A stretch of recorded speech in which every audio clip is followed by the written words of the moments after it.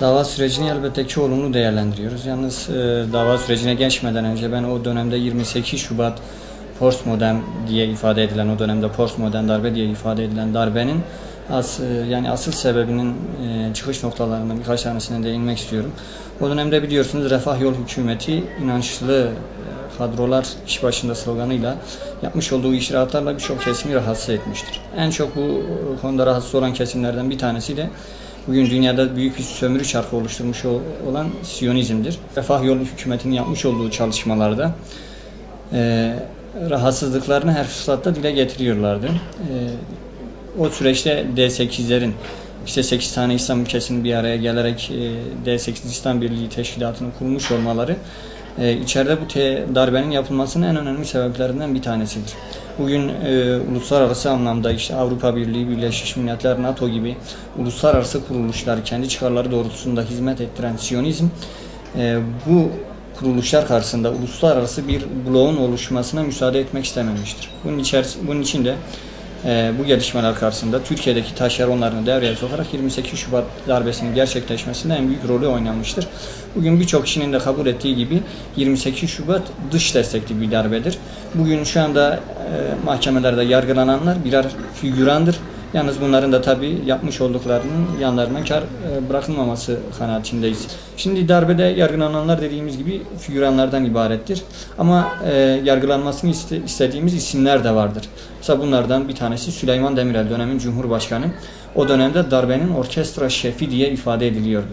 Yani yapılan hem medya hem asker ayağında yapılan bütün çalışmaları neredeyse kendisi organize ediyordu.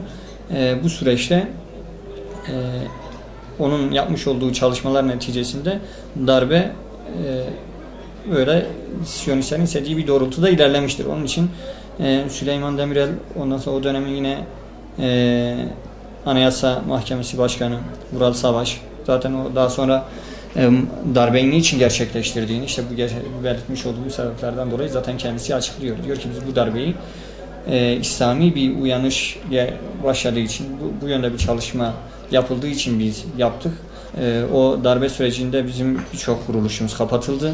Bunlardan bir tanesi de Milli Gençlik Vakfı'ydı. O dönemde kapatıldı. Mal varlık, birçok yerde mal varlıklarına el konuldu. Ve şu anda gayrimüslimlere ait birçok işte düzenlemeler yapılmasına rağmen anayasada, onların işte daha önce ta Osmanlı döneminde ellerinden çıkmış olan gayrimenkulleri almaları için birçok çalışma, anayasal düzenleme yapılmasına rağmen Milli Gençlik Vakfı'nın gasp edilen malları hala teslim edilmemiştir. Biz o noktada mağduriyetimiz hala devam etmektedir.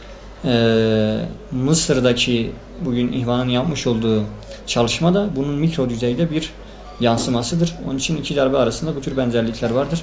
Ama oradaki darbe sıcak bir darbe olmuştur. Müslümanlar, kardeşlerimiz şu anda orada çok büyük bedeller ödüyorlar ve ödemeye de devam ediyorlar.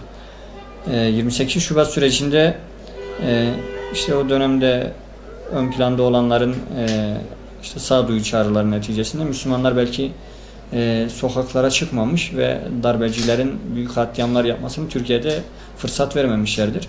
Ama eğer Türkiye'de de Müslümanlar Mısır'daki kardeşlerimiz gibi sokağa dökülseydi, bedel ödemek isteselerdi, şu anda Türkiye'de de Mısır'dan farklı bir tablo olmaz.